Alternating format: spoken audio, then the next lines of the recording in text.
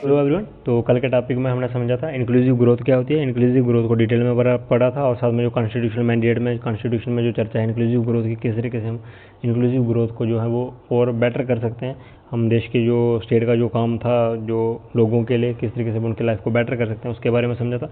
तो आज का हमारा टॉपिक रहेगा मनी। मनी क्या होती है, मनी हमारा आज का टॉपिक रहेगा। मनी को हम डिटेल में समझेंगे। तो हम स्टार्ट करते हैं आज का topic. So let's start. Money की डेफिनेशन देखें तो money is the commonly accepted medium of exchange is the payment of goods and service और सेटलमेंट ऑफ डेट्स। तो मनी क्या है, कॉमनली एक्सेप्टेड मीडियम। मनी मतलब जैसे कि हम समझते हैं, मेनली अगर मनी को सिंपल भाषा में देखें तो पैसा। तो पैसे का क्या काम होता है, जिसको कि हम अगर एक को दें तो दूसरा उसको एक्सेप्ट करे। तो मेनली क्या है, अगर मुझे को 10 का नोट देगा या 200 का नोट देगा या 2000 का नोट, तो मेरा काम है उसको एक्सेप्ट करना, और मैं किसी और को दूंगा तो वो भी उस चीज़ को एक्सेप्ट करेगा। सो मनी क्या है, कॉमनली एक्सेप्टेड मीडियम है ऑफ एक्सचेंज। एक्सचेंज करने का किसी भी चीज़ को, फॉर एग्जाम्पल कि मैं किसी के बदले में कोल्ड ड्रिंक खरीदता हूँ तो उसके बदले में पैसे देता हूँ, तो मैंने एक्सचेंज करा। तो एक कॉमनली मीडियम है क्या, मनी के बदले में आप चीज़ों को एक्सचेंज कर सकते हो। और किस चीज़ के, पेमेंट ऑफ गुड्स, गुड्स के पेमेंट। जैसे गुड्स में जैसे हम देखते हैं, हम राशन की बात करते हैं, कोल्ड ड्रिंक की बात करते हैं, टीवी की बात करते हैं, तो सारी चीज़ें गुड्स में आती हैं। ठीक है। और सर्विसेज की बात करें तो सर्विसेज में क्या आता है, जैसे कि डॉक्टर की सर्विसेज होगी, पुलिस की सर्विस होगी, तो वो किसके बेसिस पे, तो उसमें जो भी सेटलमेंट होगी वो किस में, मनी के द्वारा की जाती है। तो देन हम देखते हैं फंक्शन ऑफ मनी। मनी के कौन कौन से फंक्शन है, तो मेनली मनी के दो फंक्शन है, प्राइमरी फंक्शन और सेकेंडरी फंक्शन। ठीक है। हम देखते हैं प्राइमरी फंक्शन में क्या होता है। और हम प्राइमरी फंक्शन की बात करें तो प्राइमरी फंक्शन में मेनली जो है मीडियम ऑफ एक्सचेंज और कॉमन यूनिट ऑफ वैल्यू। जो वैल्यू यूनिट की जो वैल्यू है, एक यूनिट की क्या वैल्यू होगी उसकी, ठीक है, उसकी बात करते हैं। और जो एक्सचेंज करने का मीडियम है, जैसे कि कौन सा मीडियम है एक्सचेंज करने का, वो क्रिप्टो करेंसी में है, जहाँ फिर वो मेटेलिक मनी है, पेपर मनी है, कौन सी मनी है उसकी बात करते हैं। और कॉमन यूनिट होगा जो वैल्यू, उसका वैल्यू क्या होगी उसकी बात करते हैं। दैन हम देखते हैं सेकेंडरी में, जब हम सेकेंडरी फंक्शन की बात करें तो सेकेंडरी फंक्शन में क्या होता है कि जो सेकेंडरी फंक्शन में स्टैंडर्ड ऑफ डेफर्ड पेमेंट्स की बात करते हैं। ठीक है, स्टैंडर्ड्स ऑफ डेफर्ड पेमेंट्स।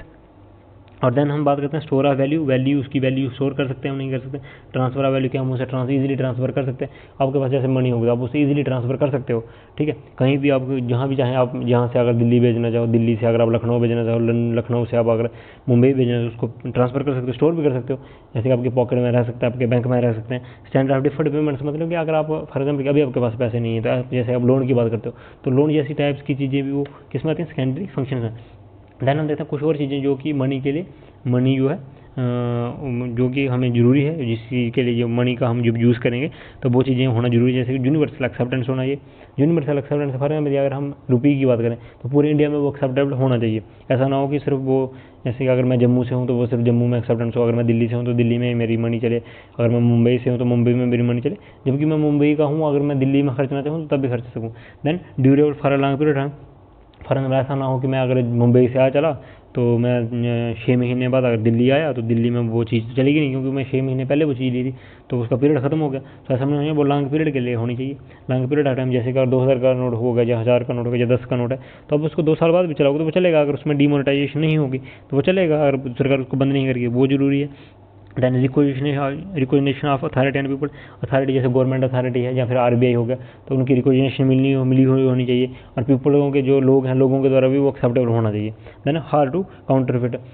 और जो मतलब कि हमारे जो सिचुएशन के अकॉर्डिंग वो काउंटरफिट हो। ठीक है, तो इन सारी चीज़ों का हमें ध्यान रखना होता है किस चीज़ में, जब हम फंक्शन मनी के फंक्शंस की बात करते हैं तब। देन हम देखते हैं एवोल्यूशन ऑफ मनी। मनी का जो एवोल्यूशन हो किस तरीके से हुआ, तो सबसे पहले हमारे पास आता है बार्टर सिस्टम। वाटर सिस्टम हमने बहुत बार पढ़ा, जब हम हिस्ट्री की बात करते हैं हमने उसमें वाटर सिस्टम पढ़ा। जैसे हमारी पुरानी जो सिविलाइजेशन हुआ करती है उसमें वाटर सिस्टम की काफ़ी चर्चा हमने देखी है। सो वाटर सिस्टम को हम समझते हैं। वाटर सिस्टम में क्या होता है, डेफिनेटली देखते हैं exchange of one set of commodities for another without the medium of money. जिसमें कि मनी का यूज़ नहीं होता। हम फॉर एग्जाम्पल एक चीज़ दूसरे से खरीदते हैं या फिर दूसरी चीज़ हम उसको बेचते हैं, तो कोई भी मीडियम उसमें यूज़ नहीं होता। जैसे कि इसमें अगर मीडियम देखें तो मनी में पैसे देते हैं हम, बट यहाँ पे कोई भी मीडियम नहीं होता। फॉर एग्जाम्पल अगर हमने गेहूँ दिया तो उसके बदले में हम क्या करते थे, गेहूं के बदले में राइस ले लेते थे। तो उसको हम बोलते हैं जिसमें मनी का मीडियम ना। For instance exchange of wheat flour with a KG of rice. ठीक है, तो राइस के बदले में हमने क्या करा, बीट ले ली। तो वहाँ पर क्या हुआ, बार्टर सिस्टम में क्या था, मनी का यूज़ नहीं होता था। एक चीज़ के बदले दूसरी चीज़ लेना, वो वाला सिस्टम था। So this system is also known as double consistence of wants and standard in Mesopotamia. So इसको बोलते हैं डबल कंसिस्टेंस भी बोलते हैं। डबल कंसिस्टेंस क्यों, एक तरफ से लिया और दूसरी तरफ से दिया। ठीक है, उसको बोलते हैं double consistence of birds and started. कहाँ से ये स्टार्ट हुआ, मेसोपोटामिया में स्टार्ट हुआ। देन इंडस वैली सिविलाइजेशन में भी ये देखा जाता है। तो मैं सबसे पहले स्टार्ट हुआ ये कहाँ पर, मेसोपोटामिया में। देन इंडस वैली सिविलाइजेशन जिसको अर्बन सिविलाइजेशन कहा गया, उसमें भी ये यही चीज़ रही। देन उसके बाद हम देखते हैं it is a system where one type of goods is exchange for another type of goods. In this system money is not use. ठीक है, हमने पहले देखा कि मनी इसमें यूज़ नहीं होती, as a medium of exchange money use नहीं होती, एक जो चीज़ है वो दूसरी के साथ रिप्लेस कर दी जाती है। सो हमने समझा बार्टर सिस्टम क्या होता है, मनी के फंक्शन देखें, मनी क्या होता है वो समझा। देन हम नेक्स्ट देखते हैं और मनी की उस टाइम जैसे हमने एवोल्यूशन ऑफ मनी देखे तो बार्टर सिस्टम से, बार्टर सिस्टम के बाद जो सिस्टम आया, ठीक है, उसे देखेंगे। बट बार्टर सिस्टम को क्यों हटाया गया, बार्टर सिस्टम में क्या वो थी लिमिटेशन थी, उसको हम देखते हैं। तो बार्टर सिस्टम की लिमिटेशन क्या थी, lack of common unit value. क्योंकि फॉर एग्जाम्पल कि अगर मैं पहले जैसे कि मैं मेसोपोटामिया, तो वहाँ की जो यूनिट्स होंगे वैल्यू की वो कुछ और होगा। फॉर एग्जाम्पल कि 1 kg राइस के बदले में 2 kg बीट मिलती होगी। बट वही इंडस वैली सिविलाइजेशन में शायद उल्टा हो, 1 kg राइस के बदले में 2 kg बीट मिलती हो। ठीक है, तो अगर उल्टा हुआ तो वो मैच नहीं करेंगे। तो अलग अलग सिस्टम थे, उसके चक्कर में वो जो यूनिट थे वो मैच नहीं करते। लैक ऑफ डबल कंसिस्टेंसी की बात जो थी, ठीक है, डबल कंसिस्टेंसी में जो ये सिस्टम नहीं चलता था। Then lack of standard deferred payment, जैसे मैंने पहले पढ़ा कि जो स्टैंडर्ड होते हैं तो वो स्टैंडर्ड डेफर्ड पेमेंट्स होती हैं, तो उसमें इसकी लैक थी। लैक ऑफ स्टोर वैल्यू, इसको स्टोर करके नहीं रख सकते, और गेहूँ को अगर 4 साल 5 साल स्टोर करके रखा तो वो सड़ जाएंगे, या फिर राइस को रखा तो वो सड़ जाएगा। सो लिमिटेशन इसकी क्या थी वाटर सिस्टम की, कि कॉमन यूनिट नहीं था, डबल कंसिस्टेंसी थी, स्टैंडर्ड डेफर्ड पेमेंट्स थी, और स्टोर वैल्यू स्टोर नहीं कर सकते इसको। देन उसके बाद आई कमोडिटी जो मनी आई। ठीक है, कमोडिटी मनी आई किसको कमोडिटी मनी ने रिप्लेस करा, जो बार्टर सिस्टम था उसको रिप्लेस करा किसने, कमोडिटी मनी में। तो कमोडिटी मनी में हम देखते हैं कमोडिटी मनी क्या होती है। Commodity money is the money whose value comes from a commodity from which it is made. तो एक कमोडिटी से वो चीज़ बनी होगी। जैसे कि हम बात करते हैं कोई भी कम्युनिटी होगी, जैसे कि हमने उसमें भी देखा कि वीट और सब, तो एक कम्युनिटी जो होगी, तो कम्युनिटी की एक वैल्यू होगी। जैसे वहाँ पर वैल्यू नहीं थी, इसके बदले में इतनी मिलेगी, लेकिन यहाँ पे एक वैल्यू है उसकी, उस कम्युनिटी की एक वैल्यू है, और उसके बदले में चीज़ें हमें दी जाएंगी। जैसे कि कम्युनिटी मनी हैव इंटरसेंडिंग वैल्यू, उसकी इंटरसेंडिंग वैल्यू नहीं थी, वाटर सिस्टम में इंटरसेंडिंग वैल्यू नहीं थी, बट यहाँ पर उसकी इंटरसेंडिंग वैल्यू है, उसकी खुद की एक वैल्यू है, यूज इन टर्म्स, जिसको हम यूज़ करते हैं एज इट इज़, और देर वैल्यू इज बाइंग गुड्स, और उसकी मदद से हम चीज़ें, जैसे हम देखते हैं कि जैसे अगर अपना मूवी देखी होगी वो जो इंडस वैली सिविलाइजेशन पे बनी हुई है, ठीक है, मोहनजोदड़ो, तो उसमें होता है कि गेहूं के बदले में आप नील खरीदते हो, गेहूं के बदले में आप जो लकड़ी का सामान है वो खरीद सकते हो, गेहूं के बदले में आप जो हथियार वगैरह जो वेपन्स हैं उनको खरीद सकते हो। तो एक कम्युनिटी की वैल्यू है, उसके बदले में दूसरी चीज़ मिलेगी, जैसे कि साल्ट, राइस, बीट और यूटेंसिल्स, बर्तन जो हो गए। तो ऐसी चीज़ें जो है वो कम्युनिटी के तौर पे यूज़ की गई। बट इसके भी कुछ डिसएडवांटेज थे, जिसकी वजह से कि इसको भी बदल दिया गया बाद में। तो इसके डिसएडवांटेज क्या थे, बल्कि टू स्टोर, क्योंकि कितना आप स्टोर करोगे उसको, स्टोर करना तो जैसे आजकल अगर आप 2000 का चीज़ लोगे तो 2000 में कितना आ जाएगा, मान लो कि 1500 तक आपका एक पूरा कट्ठा जो है 50 kg का गेहूं को आ जाएगा। तो 1500 में आप 1500 की कितनी सी पॉकेट में रख सकते हो आप, 2000 के अगर चाहो तो 100 नोट भी रख सकते हो जेब में, पॉकेट में 100 नोट रख सकते हो ना 2000 के, तो कितने हो गए, 2 लाख रुपये हो गया। बट सेम वही अगर आप 2 लाख के अगर गेहूँ रखना चाहो तो कहाँ रखोगे, कितना बड़ा गोदाम चाहिए उसके लिए। तो वो बल्कि था स्टोर करने के लिए, फेस वैल्यू नहीं थी उसकी, फेस वैल्यू में डिफर क्रॉस द रीजन, अलग अलग फेस वैल्यू हो सकती थी। कोई 2 kg बीड के बदले में कुछ देगा, कोई 3 kg बीड के बदले में देगा, तो डिफरेंट थी अलग अलग उसकी सेम चीज़ के लिए।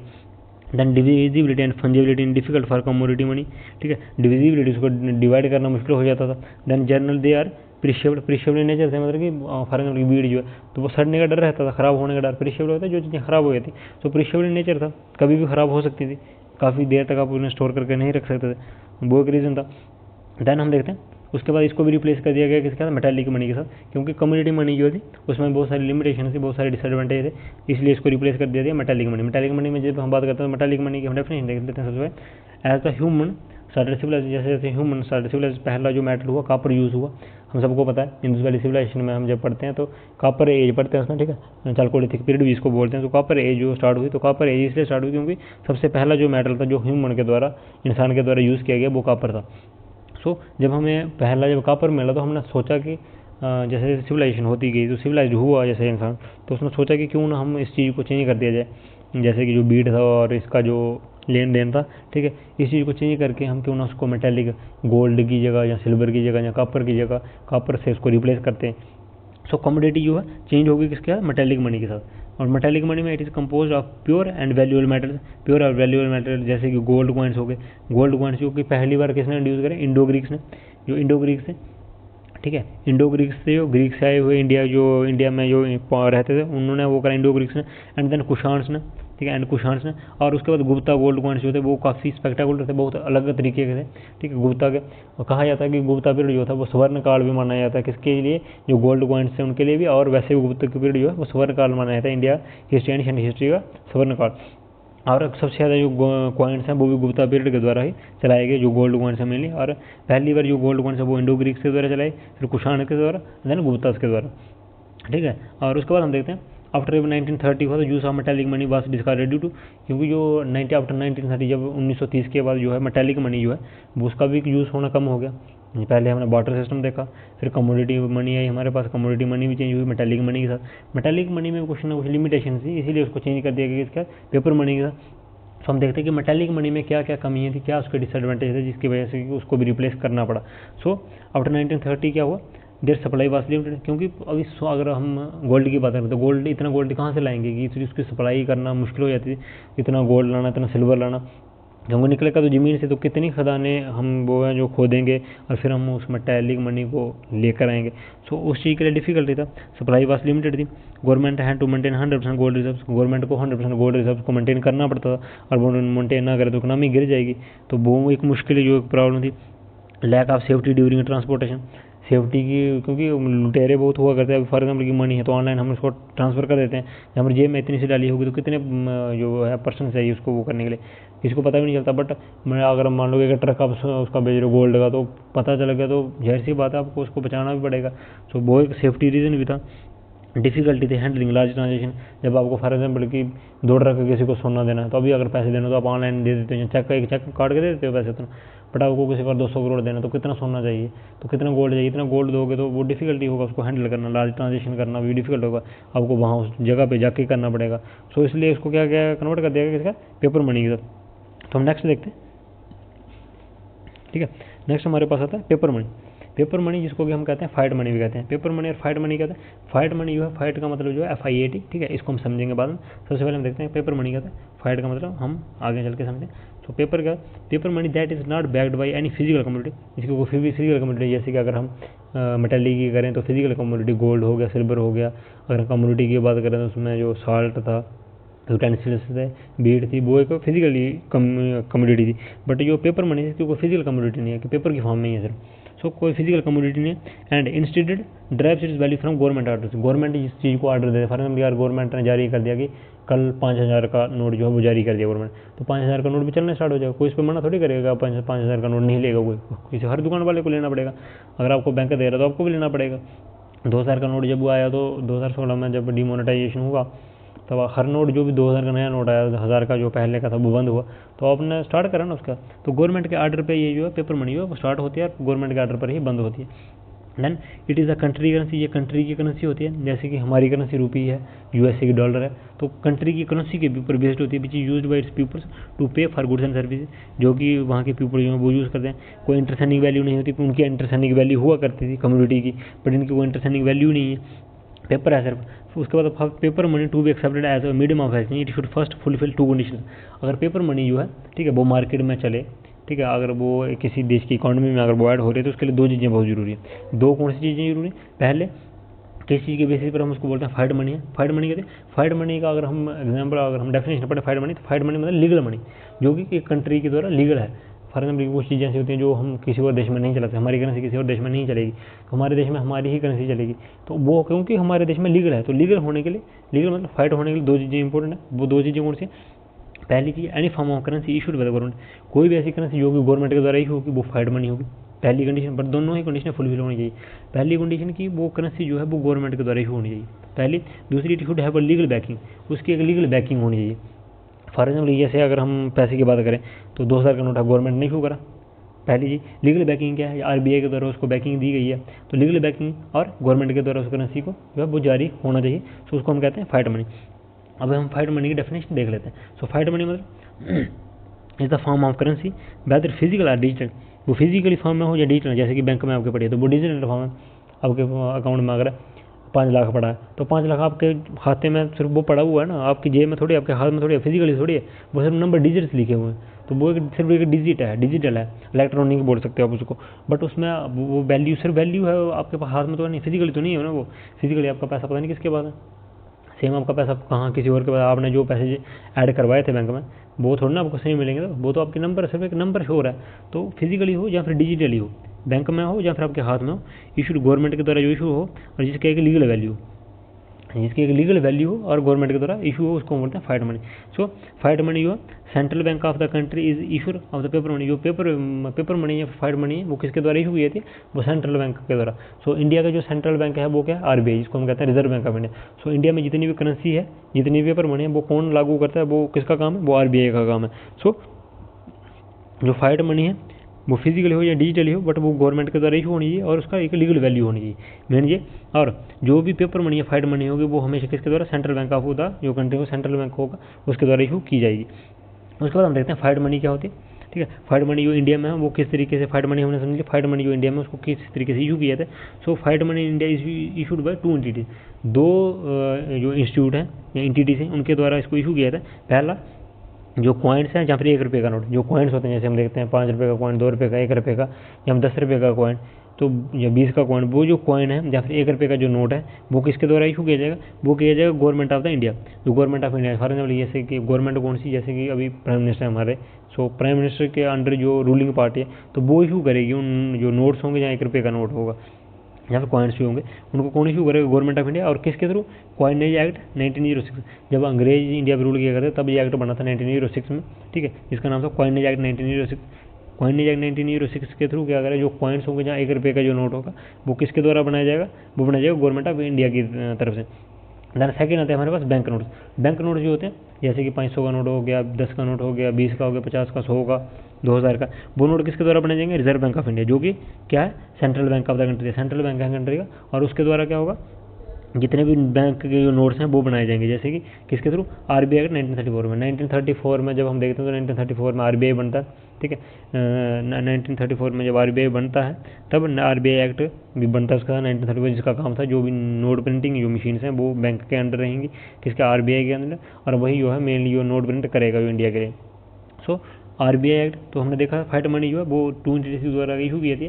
पहला government of India, coinage act 1906, और second reserve bank of India, किसके द्वारा? RBI act 1934। देन में उसके बाद देखते हैं फाइट मनी जो है, फाइट मनी के लिए कुछ कंडीशन जैसे हमने पहले पढ़ी थी। फाइट मनी जो है वो कहाँ पे नहीं चलती। Fight money does not include, कहाँ पे इंक्लूड नहीं होती। जैसे कि वर्चुअल या क्रिप्टो करेंसी हो, जब वर्चुअल मनी हो, जैसे कि रियल मनी ना हो, ठीक है, उस पर जब हम बात करते हैं, या फिर क्रिप्टो की बात करें, हमारे क्रिप्टो करेंसी हम पढ़ेंगे आगे क्रिप्टो करेंसी क्या होती है। सो वर्चुअल या क्रिप्टो करेंसी की जब हम बात करते हैं तो वो फाइट मनी नहीं होती। Then paper money without legal backing, जिस मनी की लीगल बैकिंग ना हो, कोई भी ऐसी चीज़ जिसको कि इंडिया गवर्नमेंट ऑफ इंडिया की तरफ से पास किया गया बट उसको कोई लीगल बैकिंग ही नहीं है, ठीक है, या फिर इंडिया की गवर्नमेंट ने उसको पास ही नहीं करा, तो वो पेपर मनी जो है वो फाइट मनी नहीं होगी। सो डिमांड ड्राफ्ट हो गए, जैसे डिमांड ड्राफ्ट जैसे कि हम कॉलेजेस में यूज़ करते हैं, तो डिमांड ड्राफ्ट जो होते हैं तभी जो बनते हैं। ठीक है, जैसे कि हम कई बार पे करते हैं किसी कॉलेज की फीस वगैरह पे करते हैं, वहाँ डिमांड ड्राफ्ट की यूज़ होती है। तो डिमांड ड्राफ्ट जो है वो भी एक फाइट मनी नहीं है।